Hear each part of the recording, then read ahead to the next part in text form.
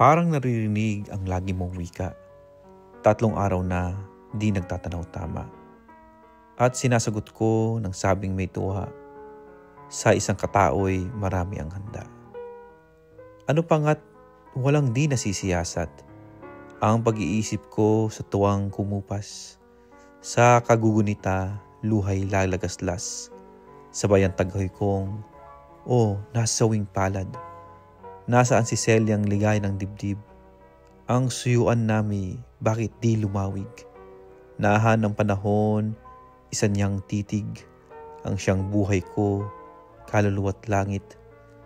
Bakit baga ngayong kami maghiwalay? Ay di pa nakitil, yaring abang buhay.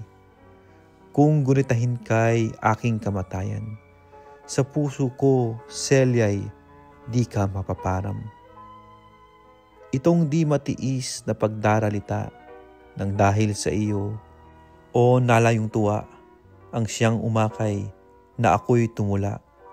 Awitin ang buhay ng isang naaba. Celia'y talastas ko't malalim na umid. Mangmang ang musa ko't malumbay ang tinig.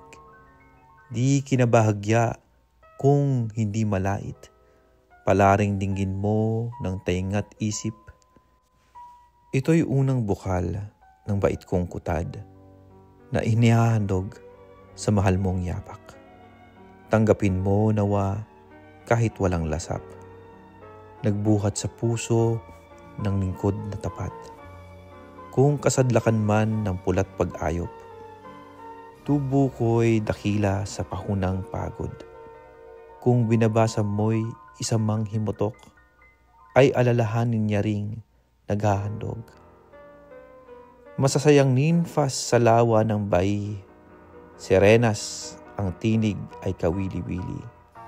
Kayo ngayoy siyang pinipintakasi, nang lubhang mapanglaw na musa kong imbi, ahon sa dalata't pangpang na nagligid, tonohan ng lira, yaring abang awit, na nagsasalitang buhay may mapatid, tapat na pagsintay, hangad na lumawig.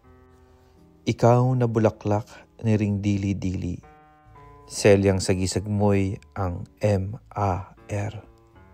Sa birhing mag-inay, ipamintakasi ang tapat mong lingkod na si FB.